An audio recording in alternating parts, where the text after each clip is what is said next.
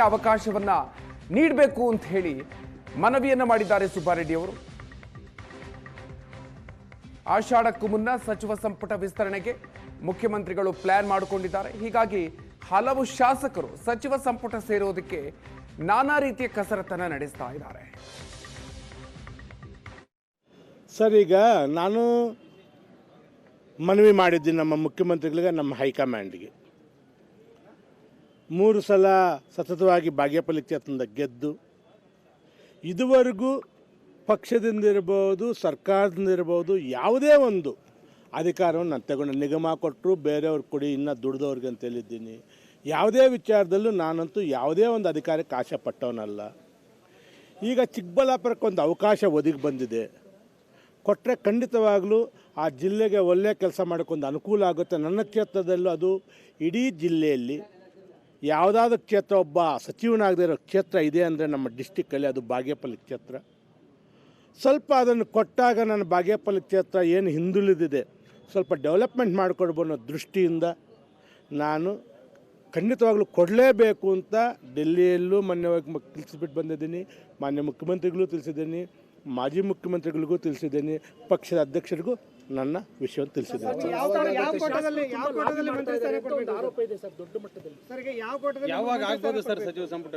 Sir, ಈಗ 10ನೇ ತಾರೀಕಿನಲ್ಲಿ ಆಗುತ್ತೆ ಅಂತ ಒಂದು ಮಾತು ಹೇಳಿದ್ದಾರೆ. ಏನೋ 6-7 CM DCM ಡೆಲ್ಲಿಗೆ ಹೋಗಿಬಿಟ್ಟು 10ನೇ ತಾರೀಕಿನಲ್ಲಿ ಮುಗಿಯುತ್ತೆ ಅಂತ ನನಗೆ ಬಂದಿರೋಂಥ ಮಾಹಿತಿ. ಐ ಥಿಂಕ್ ನನಗೆ ಗೊತ್ತಿರೋ ಮಟ್ಟಿಗೆ ಈ 15ನೇ ತಾರೀಕಲ್ಲಿ 100% ಮಂತ್ರಿಮಂಡಲ ವಿಸ್ತರಣೆ ಆಗುತ್ತೆ. ಯಾವ ಕೋಟಾದಲ್ಲಿ ಮಂತ್ರಿ ಸ್ಥಾನ ಕೇಳ್ತಿದ್ದೀರಿ ಸರ್? ನಮಗೆ ಜಿಲ್ಲೆ ಕೋಟಾದಲ್ಲಿ ಕೊಡಿ. ನಮ್ಮ ಜಿಲ್ಲೆಯಲ್ಲಿ ಸೀನಿಯರ್ ಇದ್ದೀನಿ. ನಮ್ಮ ಜಿಲ್ಲೆಗೆ, ಚಿಕ್ಕಬಳ್ಳಾಪುರ ಜಿಲ್ಲೆಗೆ ಒಂದು ಸಚಿವ ಸ್ಥಾನ ಕೊಟ್ಟಾಗ ಒಳ್ಳೆಯದಾಗುತ್ತೆ. ಆ ಜಿಲ್ಲೆಗೆ ಒಂದು ಸ್ಥಾನ ಕೊಡಬೇಕಾಗಿರೋದು ಅದು ಸಮತೋಲನ ಮಾಡಬೇಕಂತ ವಿಷಯ ಇದರಲ್ಲಿ ಕೊಡಬೇಕು ಅಂತ ನನ್ನ ಡಿಮ್ಯಾಂಡ್ ಸರ್. ಅವಕಾಶವನ್ನ ನೀಡಬೇಕು ಅಂತ ಹೇಳಿ ಮನವಿಯನ್ನ ಮಾಡಿದ್ದಾರೆ ಸುಬ್ಬಾರೆಡ್ಡಿ ಅವರು. ಆಷಾಢಕ್ಕೂ ಮುನ್ನ ಸಚಿವ ಸಂಪುಟ ವಿಸ್ತರಣೆಗೆ ಮುಖ್ಯಮಂತ್ರಿಗಳು ಪ್ಲಾನ್ ಮಾಡಿಕೊಂಡಿದ್ದಾರೆ. ಹೀಗಾಗಿ ಹಲವು ಶಾಸಕರು ಸಚಿವ ಸಂಪುಟ ಸೇರೋದಕ್ಕೆ ನಾನಾ ರೀತಿಯ ಕಸರತ್ತನ್ನ ನಡೆಸ್ತಾ ಇದ್ದಾರೆ. ಸರ್, ಈಗ ನಾನು ಮನವಿ ಮಾಡಿದ್ದೀನಿ ನಮ್ಮ ಮುಖ್ಯಮಂತ್ರಿಗಳಿಗೆ, ನಮ್ಮ ಹೈಕಮಾಂಡ್ಗೆ.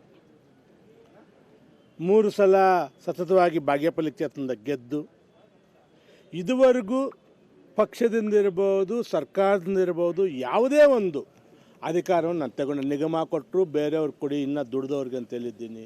ಯಾವುದೇ ವಿಚಾರದಲ್ಲೂ ನಾನಂತೂ ಯಾವುದೇ ಒಂದು ಅಧಿಕಾರಕ್ಕೆ ಆಸೆ ಪಟ್ಟವನಲ್ಲ.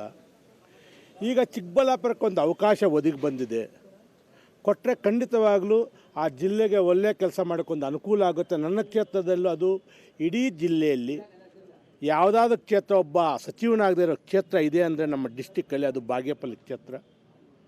ಸ್ವಲ್ಪ ಅದನ್ನು ಕೊಟ್ಟಾಗ ನನ್ನ ಬಾಗೇಪಲ್ಲಿ ಕ್ಷೇತ್ರ ಏನು ಹಿಂದುಳಿದಿದೆ ಸ್ವಲ್ಪ ಡೆವಲಪ್ಮೆಂಟ್ ಮಾಡಿಕೊಡ್ಬೋದು ಅನ್ನೋ ದೃಷ್ಟಿಯಿಂದ ನಾನು ಖಂಡಿತವಾಗ್ಲೂ ಕೊಡಲೇಬೇಕು ಅಂತ ಡೆಲ್ಲಿಯಲ್ಲೂ ಮೊನ್ನೆ ತಿಳಿಸಿಬಿಟ್ಟು ಬಂದಿದ್ದೀನಿ. ಮಾನ್ಯ ಮುಖ್ಯಮಂತ್ರಿಗಳಿಗೂ ತಿಳಿಸಿದ್ದೀನಿ, ಮಾಜಿ ಮುಖ್ಯಮಂತ್ರಿಗಳಿಗೂ ತಿಳಿಸಿದ್ದೀನಿ, ಪಕ್ಷದ ಅಧ್ಯಕ್ಷರಿಗೂ ನನ್ನ ವಿಷಯವನ್ನು ತಿಳಿಸಿದ್ದೀನಿ.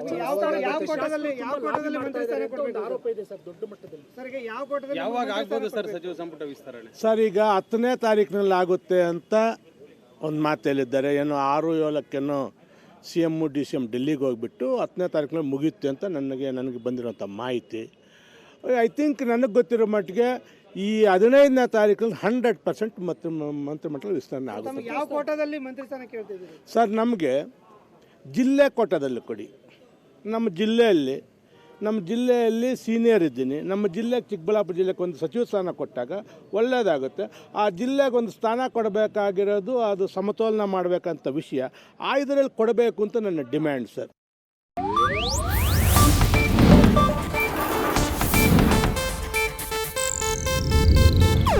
ಇದು ಏಷ್ಯಾನೆಟ್ ನ್ಯೂಸ್ ನೆಟ್ವರ್ಕ್ ಪ್ರಸ್ತುತಿ.